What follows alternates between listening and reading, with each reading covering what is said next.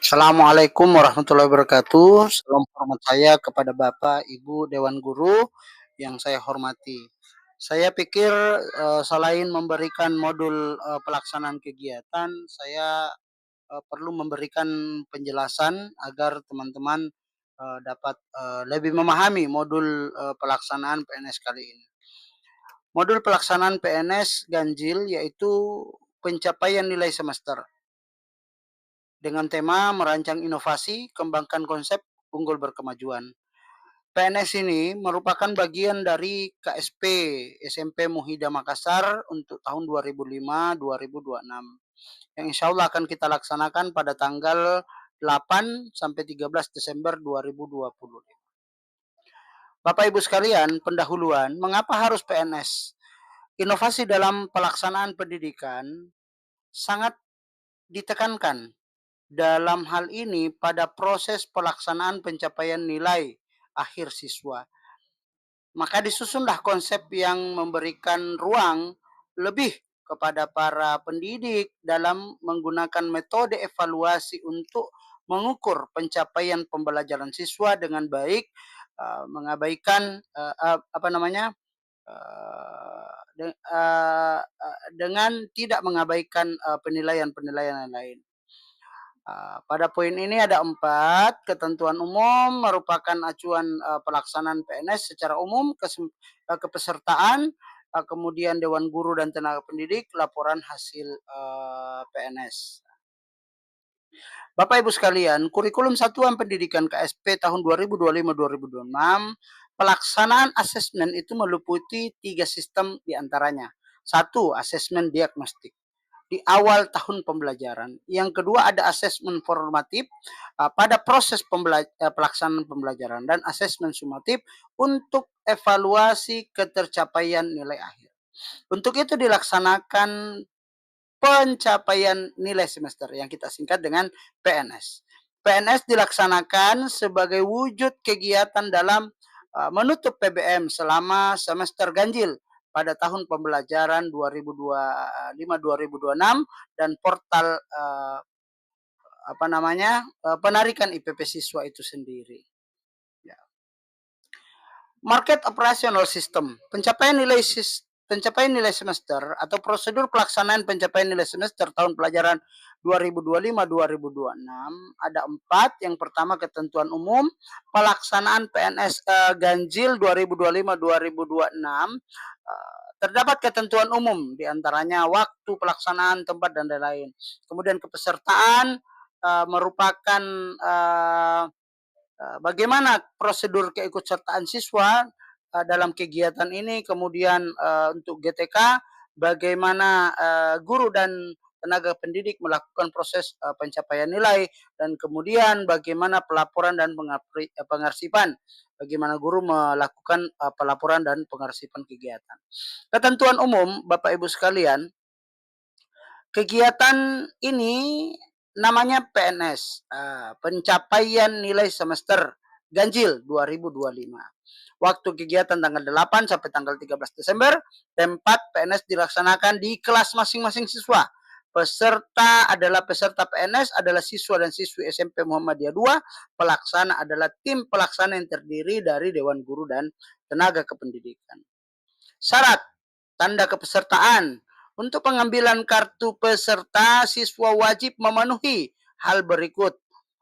Melunasi pembiayaan IPP sampai bulan Desember, kemudian mematuhi peraturan sekolah seperti seragam, penampilan, dan sebagainya. Selanjutnya merupakan bukan siswa yang bermasalah pada proses pembelajaran semester selanjutnya. Kemudian ada ruang konsultasi, siswa akan mengikuti kegiatan dan mengakses proses pencapaian nilai semester berdasarkan modul dan proses yang diterapkan oleh guru. Jadi pada hal ini guru wajib memberikan sosialisasi kepada murid dengan modul yang akan dikerjakan. Kemudian keikutsertaan, siswa wajib mengikuti proses PNS berdasarkan jadwal mata pelajarannya. Kemudian bagi siswa yang tidak mengikuti tidak berhak memiliki laporan hasil belajar untuk semester ganjil.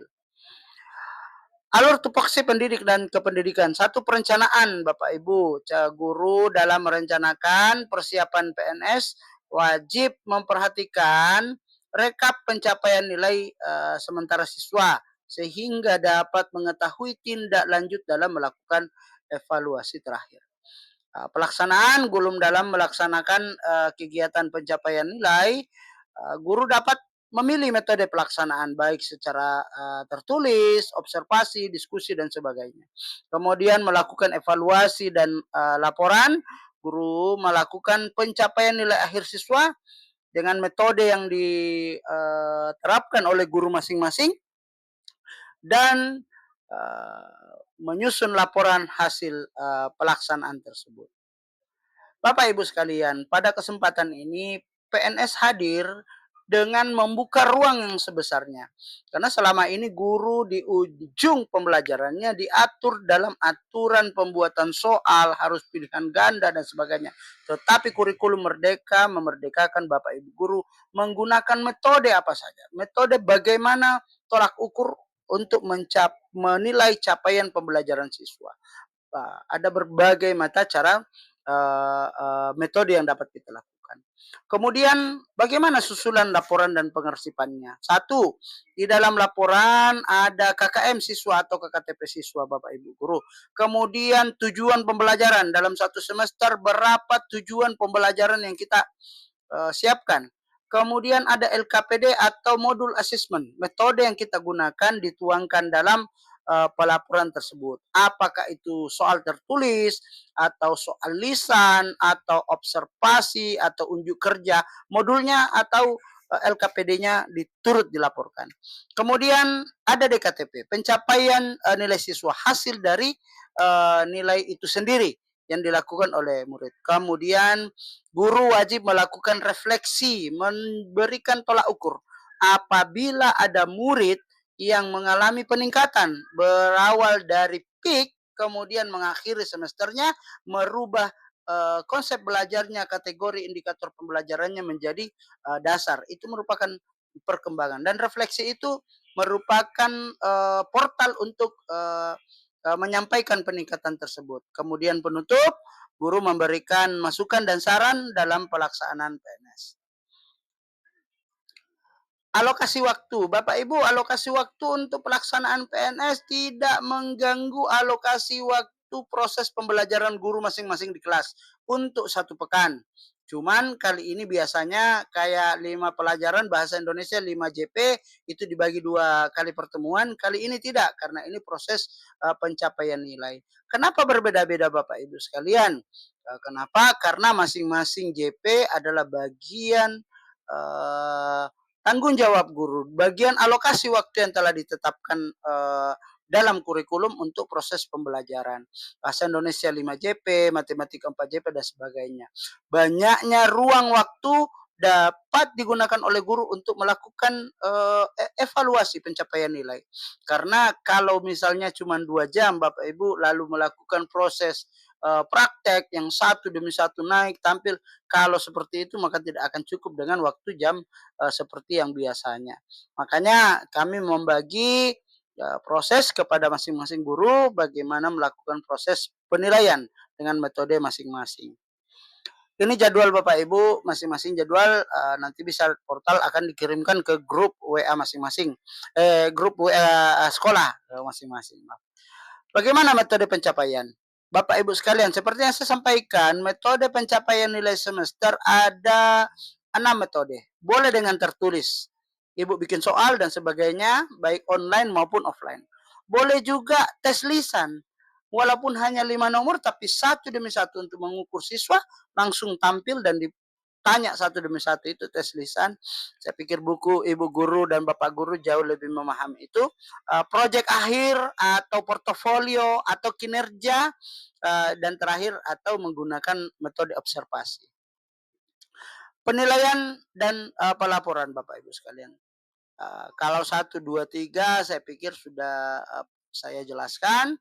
Kemudian bagaimana pelaporan itu, guru akan melaporkan penilaian dari apa yang telah dikerjakan oleh siswa dan siswi pada draft nilai yang diberikan oleh tim pelaksana, serta akan melakukan pelaporan sesuai dengan format laporan yang telah kami siapkan. Insya Allah nanti kami bagikan juga format laporannya Bapak Ibu. Jadi Bapak Ibu tinggal mengisi.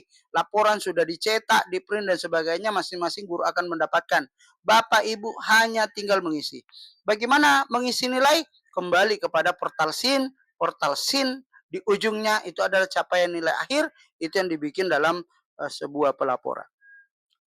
Final project dan needs teman-teman sekalian, Bapak Ibu guru, akhir dari keseluruhan rangkaian PNS TP Ganjil merupakan bagian dari refleksi proses pembelajaran selama di kelas. Apakah siswa yang dari awalnya berada dalam kategori peak mengalami peningkatan atau malah tetap berada dalam kategori yang sama? Refleksi ini sangatlah dibutuhkan sehingga dapat menjadi acuan perencanaan pembelajaran lebih lanjut. Terima kasih Bapak Ibu guru. Apapun ada hal yang ingin ditanyakan, ingin disampaikan dalam prosesnya, saya boleh langsung ditanyakan agar kita bisa lebih dapat melihat konsep seperti apa yang akan kita terapkan. Saya hanya mengingatkan Bapak Ibu guru bahwa jangan lupa untuk mensosialisasikan metode pembelajaran, metode pencapaian nilai akhir kepada siswa. Apa yang akan kita lakukan? Apakah dengan praktek, observasi, atau kinerja, atau tes lisan dan tertulis? Mohon kiranya anak-anak diberikan pandangan atau dilakukan sosialisasi kepada mereka. Sekarang anak-anak dalam proses mengevaluasi capaian nilainya. Saya akhiri sampai di sini. Selanjutnya kita akan berbincang secara langsung apabila ada yang mau dipertanyakan. Assalamualaikum warahmatullahi wabarakatuh.